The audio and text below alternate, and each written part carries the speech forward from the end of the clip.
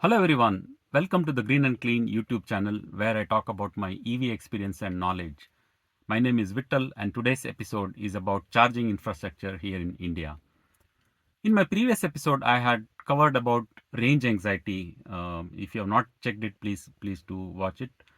Now, range anxiety is closely associated with charging infrastructure, right? Because if you don't have a good charging infrastructure, then it's difficult to do long trips on EV. Now, if you are a petrol car owner, you know very well that filling up petrol into your car is not really an event when you go on long trips. You just drive, you just watch at the fuel gauge or wait for the low fuel indicator light to turn on, and then you just look outside the window and spot a gas station somewhere nearby, within a kilometer or two. You go to the station, you fill the petrol, and you're done. So its whole thing takes couple of minutes or maybe 5 minutes at max. That's the convenience you have with the petrol cars. Now with EV cars, it's not like that. It's going to be much more, I won't say difficult, but you have to plan the trips, and a lot of this planning depends on the charging infrastructure that you have in India. Let's take a look at some of the numbers as to see how much we have here in India. And before we have a look at it, I am surprised that some people don't know that there are public charging stations in India, public EV charging stations in India. For everyone's knowledge, there is some infrastructure available already. Now let's quantify that, right? How much we have and whether it is sufficient or not. Now, in February 2024, there was a release from the Press Information Bureau of India, released by the Government of India, where it says that there are about 12,100 charging stations here in India.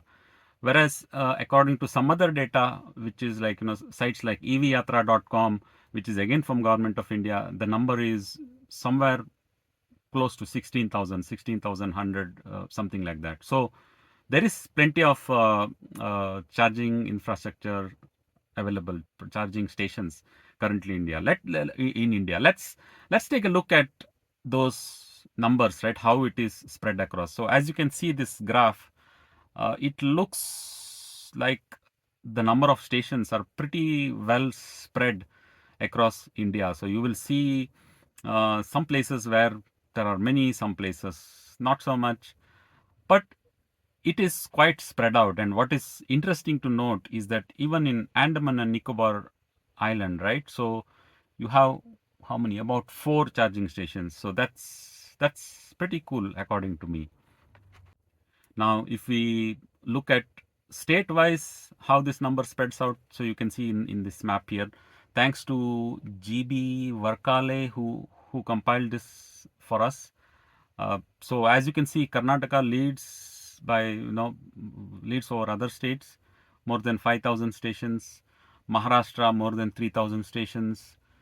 There is Kerala 958, pretty good for a state of that size. Tamil Nadu 600. So you can see the numbers here. So it is pretty promising. But the northeastern states, if you take a look, there aren't many charging stations in those regions, right? So who are these companies? What are these companies which have this infrastructure set up all over India? So here are some of the examples. You can see in the chart, in the picture here. I have personally used Xeon charging. They're pretty good. Static is also pretty decent. Glida. I've used GeoBP, Tata Power, and there are more than 20 sort of prominent charging station companies here in India, and the number of charging stations and the number of companies is only going to grow, as time goes by, right? So there is plenty of infrastructure available, and according to what I spoke to a few of these companies, the current infrastructure is only utilized about 10 to 20% on an average. There are some locations where the utilization is more and some it is less, but on an average, we are talking about 10 to 20% of utilization of the current infrastructure, right? Now that begs a question, like, if the existing infrastructure is only used 10 to 20%, then uh, how do we expect more charging stations? We can't simply have like a million charging station all across India and then wait for the EV adoption, right? And wait for maybe the percentage of EV cars going up to, let's say, 20% or even 30% in India, right? So we can't have that kind of a scenario where all of the infrastructure is available and wait for the EV adoption. So it has to go somewhat hand in hand, where the adoption increases and then you have few more charging stations and then you had few more. But the point I'm trying to say here is that with the existing numbers, it looks like the number, the availability is pretty good.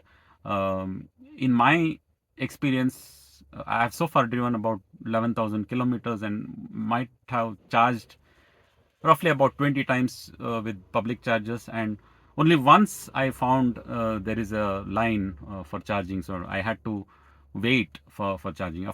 But 1 out of 20 times I had to wait. Maybe that's roughly the figure. Some some routes and some locations and some seasons, like long weekends, it may be a different scenario. But the overall point is, like, it's not like the current charging infra stations are flocked with cars and people have to wait in line for the cars. It's nowhere close to that, right? So that's the ground reality. And the other ground reality is the reliability or the success rate of charging at these stations, right? Unfortunately, there are issues. I need to be upfront honest about it. You have to expect that 20% of the time, roughly about 20% of the time, you will not be successful in charging, and that's a high ratio, high failure ratio, right? 20% failure is pretty high according to me.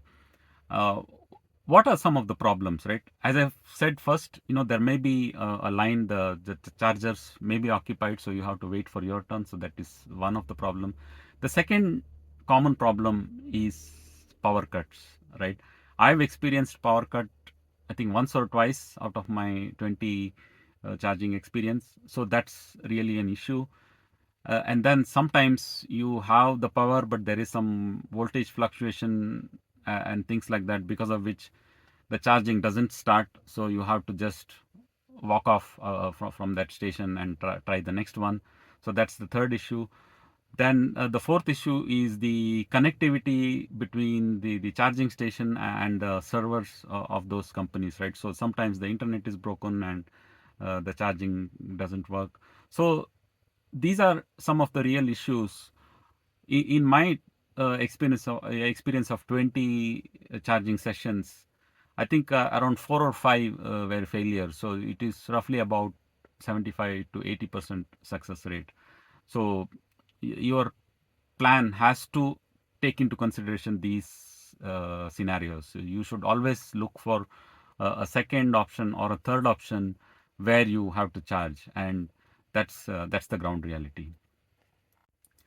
But what I'm trying to say here is that it's not entirely impossible that you can do long trips in EV, right? With the current infrastructure, you can very well do it. You just need to plan and have some backup options in your plan, and then you'll be good to go. I mentioned in the previous episodes that there are sites or tools or applications like PlugShare. So PlugShare is probably one of the most prominently used EV trip planning application. So you can head to plugshare.com or have the app in your mobile and then plan your trips. Let's see, with this existing charging infrastructure, what kind of routes and what kind of charging availability we will see along the route. Let's take some of the examples. So the first one, this is a snippet again from the plugshare.com. I am just taking an example of a trip from Bangalore to Goa. You can see in the picture the distance is 558 kilometers and number of charges are 81. So along this route you have 81 charges, which is pretty good according to me. There are some distances, as you can see, where availability isn't there. So you need to be watchful about those distances where you don't have a charging station, and make sure that you cover them with enough charge in your batteries. But this trip is a pretty okay doable trip, according to me, and you can very well do it with a with an EV that gives you maybe 300 or 400 kilometers of real time range. Maybe you can do it with one charging stop, or maybe you can do two, depending on how many food breaks you want to take, right? And the key is to have a charging session next to an eatery, so that you don't waste a lot of time. Let's take another example, Kalaburgi to Nagpur. I am just taking some tier 2 cities in this example. So the total distance, as you can see, is 589 kilometers. The number of chargers are 24, slightly less. It is still good enough, but not as good as the previous example you saw. You can see there are long stretches where chargers are not available, so you need to be a bit careful about doing these trips. Let's see another example of a different part of India, from Korba to Azamgarh. I don't know these places. I randomly picked two towns, and as you can see here, it's 575 kilometers. There are only 8 chargers, so this is a really difficult situation, because for such a long distance you only have 8 chargers. So you need to be very careful. You need to make sure that whatever chargers that is shown along the route is really working, and there could be some issue doing this trip in EV. Now in this example, we are going from Jodhpur to New Delhi, 650 kilometers and 183 charges. That's really good route to go by EV. Maybe you can do it without a whole lot of planning, but it is advised that you do pre-planning before doing any EV trips. Now a look at the northeast part of India. We are looking at Patna and Guwahati. Distance is 890 kilometers, and again only 17 charges. Not good. You can see pretty fair route, fair distance, where you don't have charging options. It's not it's not a good route for an EV trip. Maybe you need to look at some options where you check into a hotel and do a AC slow charging overnight and then do it, right. So that's again not so good route. Finally, we have to, when we say India, we have to talk from Kashmir to Kanyakumari, right? So that's the standard, Kashmir to Kanyakumari. What are we talking about, right? So here you have, it's a distance of 3,632 kilometers and 257 charges, which is again pretty good. I think it goes along the national highway. So along the national highway, you have a pretty good charging network. So this is also one of the EV friendly tips. So what I wanted to show you is that with the current infrastructures, it's a mix of good routes for EV trips versus some trips where the availability is pretty poor. So the charging infrastructure is not fully ready to go from any part of India to any part. In my experience, if you're going from let's say metros to metro cities, you have no problem. Along the route you will find plenty of charging option. If one of the endpoint is a metro, again there's not going to be much of a problem.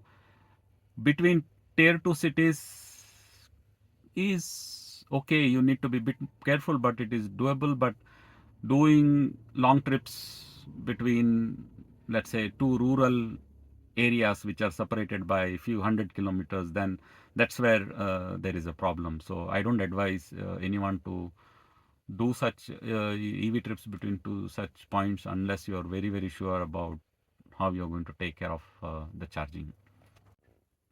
Another factor to consider in this charging infrastructure is whether the chargers are AC chargers or DC fast chargers. Obviously, when you are in a move, you want DC fast charging. There's no easy way to find out how many of these 1600 chargers are AC or how many are DC. But you can manually check using PlugShare along the route what type of charger it is. So when I checked some routes, manually, roughly about 50% of them are DC fast chargers with the speed of at least 30 kilowatt hour speed. There are also chargers which are much faster than this, like 60 or 120 kilowatt hour speed. Now, to put this into perspective of how much you can charge or how fast you can charge, right? If you get a 30 kilowatt hour DC fast charger, this car, I can charge roughly about 3 kilometers for 1 minute of charge. In other words, 180 kilometers of charge in 1 hour. That's not a huge speed. You need obviously faster charging speeds. This car supports up to 71 kilowatt hour. So if I get a charger which is of that speed, 71 kilowatt hour, then I can roughly get about 420 kilometers of range in 1 hour. Obviously, you're not going to do 0 to 100% charging. Mostly you are doing like 20 or 30 to 100% or something like that. So uh, a stop of about 30 or 45 minutes will give a good 350 kilometers of range, which is quite good for a long journey. And that's how you look at it from another angle about this charging infrastructure. Nowadays, as the technology improves, cars can charge more faster, and there are chargers that can give that kind of a speed. So it's only going to improve in the coming days. So all in all, it's not like there is zero infrastructure. So there is plenty of infrastructure available. You can do some trips. If you plan really well, maybe you can cover all the scenarios that I just took as an example. I know personally people in various groups, WhatsApp groups, where they are doing extensively long journeys in an EV. A lot of planning is required, but it is possible. And one thing I want to tell you that this scenario will only improve. So there's going to be more and more charging stations added than removed as the EV adoption goes more and more, right? So that's the scenario, the charging infrastructure scenario here in India. If you know something more or if I missed something, do let me know in the comment section. Once again, thanks a lot for watching this series and giving words of encouragement to this series. Thank you. Thanks a lot again. See you again in the next episode.